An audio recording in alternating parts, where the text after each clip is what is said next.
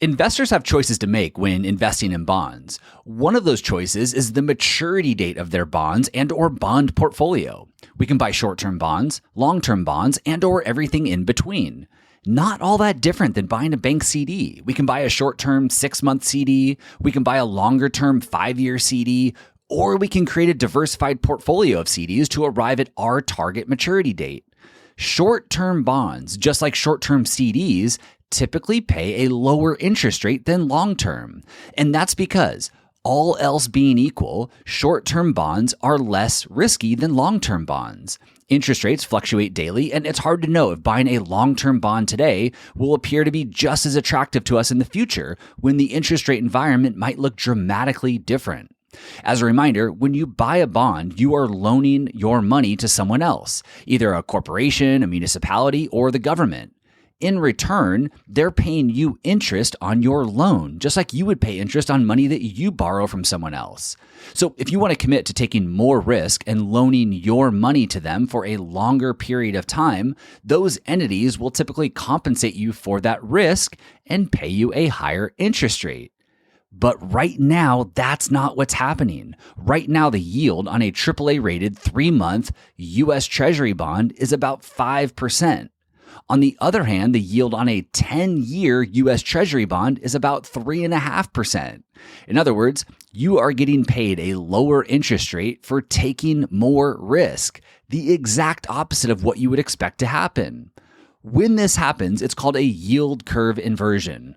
Everything we know to be true about investing in bonds gets flipped on its head or inverted. The safe short-term bonds are paying a higher interest rate than riskier long-term bonds. Right now, we're experiencing the most inverted yield curve in history. We've never seen short-term 3-month Treasury bonds yielding this much more than long-term 10-year Treasury bonds. So why is this? What does this mean? How should retirement investors be thinking about their bonds and the broader economy going forward? Welcome to the Stay Wealthy Podcast. I'm your host, Taylor Schulte, and that's exactly what we will be digging into today. For the links and resources mentioned in today's episode, just head over to youstaywealthy.com/186. So why is this happening right now? Why are riskier longer-term bonds yielding less than safer short-term bonds? Well, in short, two things are happening simultaneously. First, as we all know, the Fed has been raising short-term interest rates lately to combat inflation, and this has driven up rates on those short-term bonds. In addition, for the first time in years, cash in a high-yield savings account is actually earning meaningful interest. But while we're all celebrating the extra interest that we're getting from our savings accounts, there are other, much more sophisticated investors who are worried that economic trouble might be around the corner. Instead of taking advantage of the higher interest rates on cash and short-term bonds, they are instead buying up long-term 10-year Treasury bonds. They're predicting that the economy is going to be headed into a rough patch, and as a result, long-term bond yields will be lower in the future. In other words, they believe that locking in a 10-year bond paying 3.5% today will look pretty attractive in the not-so-distant future, and they want to load up before their prediction comes true. This race to buy longer-term dated bonds, in turn, has pushed the yields lower than short-term bonds. According to Campbell Harvey's research, which I'll link to in the show notes, since 1969, an inverted yield curve that stays inverted for a full calendar year quarter has been followed by a recession every time. And that's what we've experienced here recently. The yield curve inverted toward the end of last year, toward the end of 2022, and it has stayed inverted through the first quarter of the year. Now, like most things in life, nothing is certain.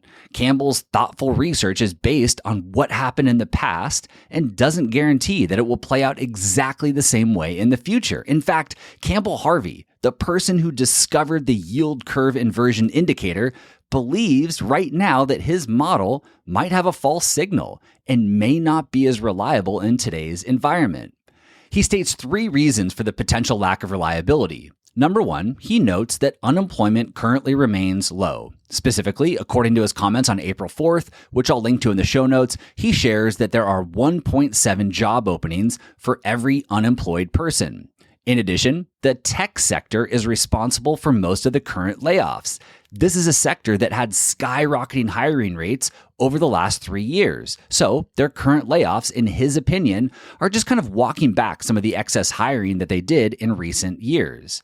Number two, the second reason he shares for why the yield curve indicator may not be reliable right now is that Americans' balance sheets are much healthier today than they were leading up to the last prolonged recession, which we experienced in 08-09.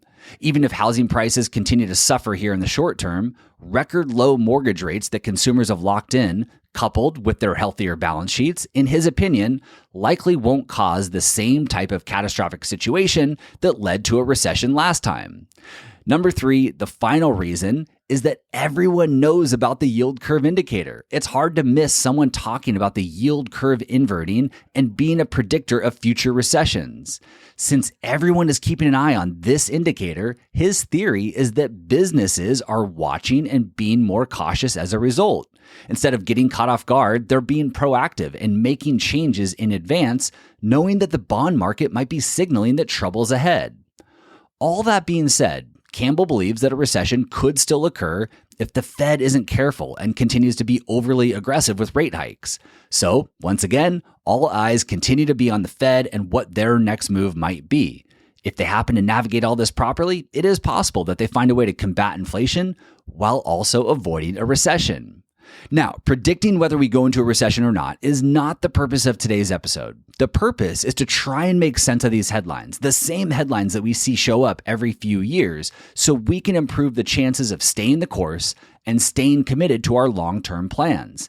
Knowledge is power. I think it's important to understand how the bond market works, what a yield curve is, what it might be telling us, why we're getting paid less to take more risk, and why we shouldn't make dramatic changes to our plan based on predictions about the future.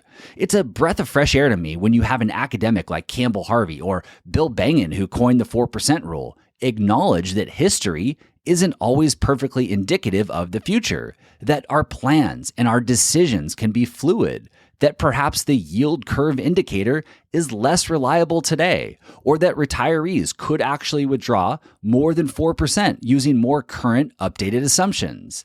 But the current state of the market still requires retirement investors to make some important decisions, or at least feel comfortable with the decisions that they've made and the plan that they currently have in place. Should retirement savers buy short-term bonds and capitalize on higher interest rates? Should they buy long-term bonds to better protect their nest egg against a recession or an upcoming catastrophic event? If the safest bonds in the world are currently yielding 3 to 5%, what does that mean for expected returns from stocks and other asset classes? We last covered the inverted yield curve here on the show in September of 2022, and in that episode, I attempted to answer some of these questions. Given that we're still talking about the yield curve today, and more investors are waking up to the strange reality that we're living in with regards to bonds, I wanted to replay a short segment from that episode. Just note that while the yields I quote in that episode are slightly different than where things stand today, the same comments and principles still apply. Now, even though an inverted yield curve doesn't necessarily guarantee that a recession is around the corner, economic officials do often pay close attention to bonds and interest rates, and they can be influenced to take action when the curve inverts in an effort to try and avoid a catastrophic event. As noted in recent episodes here, the Fed has put themselves in a pretty tough position at the moment, and time will tell if the policy response to the current economic conditions will prevent a recession or at least mitigate its severity. Until then, investors like you and me, we still have decisions to make with our money. And with the 1-year U.S. Treasury yielding more than the 10-year, many investors might be wondering what the catch is. Why would anyone buy a 10-year bond? Shouldn't they just put their entire bond allocation in 1-year Treasury since they're yielding more? To help arrive at an answer to these very good and logical questions, we have to recognize that although U.S. Treasury bonds don't contain investment or credit risk, they aren't 100% risk-free.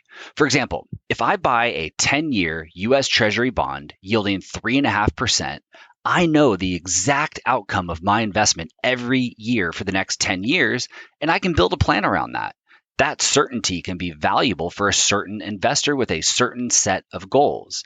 On the other hand, if I buy a 1-year US Treasury bond to capture the slightly higher yield of 4%, well, it's anyone's guess what my options are going to be when I go to reinvest my proceeds in 12 months. What if a 1-year Treasury in 12 months is only yielding 2% at that time? Well, that previous 3.5% yield on a 10-year bond is now looking pretty attractive to me. In fact, if that were to happen, I may now be tempted to buy a longer term bond next time around with my proceeds. Let's say I buy a 5-year bond with my proceeds because I don't want to get stuck again in 12 months. But shortly after buying, interest rates spike, and now my 5-year bond isn't looking like such a great choice. You can see how this one short-term decision can spiral into a series of emotional, challenging, and sometimes costly decisions in the future. My guiding philosophy in life and in investing is to focus on the things we can control. We can't control where interest rates will be in the future, and it's impossible for us to know if buying a 1-year bond today is better than buying a 10-year bond, which is why I prefer to own and hold thousands of bonds with different maturities over long periods of time, helping to reduce interest rate risk and, maybe more importantly, reduce the odds of me getting in the way and becoming my own worst enemy trying to outsmart the markets. Over a long period of time is a key word there, because in retirement, creating an income stream from our investments for the next 30 to 40 years is a long period of time. And trying to time the bond market and obsess over how to take advantage of an inverted yield curve and determine what maturity bond to buy next, these things rarely match up with the goal of creating a consistent, reliable retirement paycheck for the next 30 plus years, while also ensuring we don't run out of money. There are, in my opinion, far more important decisions to be making than how can I take advantage of an inverted yield curve over the next 6 to 12 months, especially when you can invest in thousands of high-grade bonds through an ETF or a mutual fund at virtually no cost. Yes, it's not fun to see the principal value of your bond fund decline here in the short term, but again, we aren't investing for the short term, or at least we shouldn't be. Most retirement savers and retirees aren't investing for the next 12 months or even 10 years. A 65-year-old entering retirement today is investing for the next 30 years. And just like stocks, we can't let short-term events cause us to react and make emotional changes that can have negative long-term impacts. Okay, 2 final things I want to touch on before we part ways today. First, I want to point out what the current state of the bond market and specifically the risk-free rate means for your overall investment plan going forward.